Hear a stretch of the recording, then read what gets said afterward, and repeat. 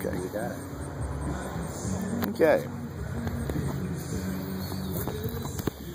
And we are here at the General Lew Wallace Study and Museum for the 8th Annual Taste of Montgomery County. With me right now, Larry Paarlburg, the director of the Study and Museum. And how are things going so far? We're thrilled not only with the vendors that turned out, but the weather committee did really good. I think earlier in the week there was some concern that we might have some issues, but it looks like everything's going to turn out great for us, so we're really tickled.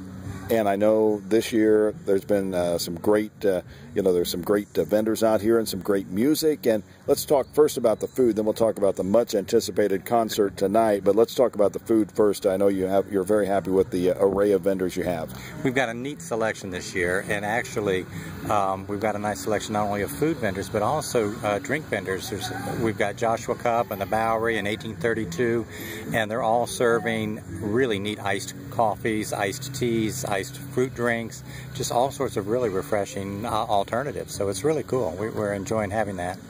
And I know you've got a big act coming up, 7 o'clock, Jenny DeVoe. Jenny DeVoe is amazing. She was Nouveau, which is a big magazine, big culture magazine in Indianapolis, has ranked her as the best Indianapolis artist in both 2013 and 2014. Just amazing. And she's just been so kind and generous to want to come and perform out here today. So we're really looking forward to Jenny coming at 7 o'clock and performing for a couple of hours.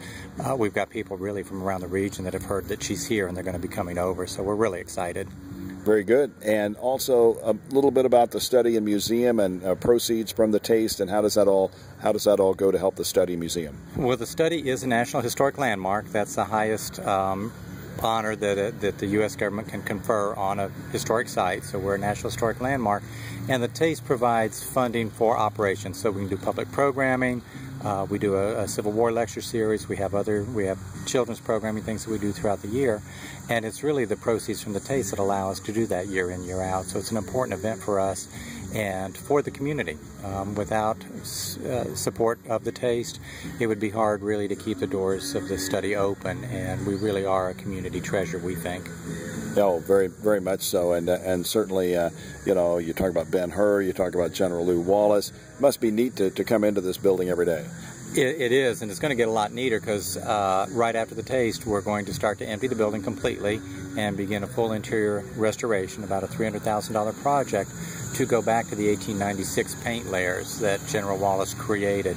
They haven't been seen since about 1906, so it's going to be a cool project.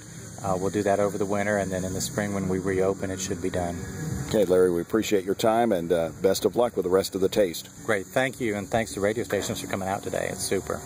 Larry Paarlburg, the director of the General Lew Wallace Study and Museum. We want to thank our sponsors of the broadcast, Tri-County Bank and Trust, Gould Body and Paint, also Franciscan St. Elizabeth Health, Crawfordsville, and Nucor Steel. Come and enjoy the taste today until 10 o'clock. Super. We got it. Get that on.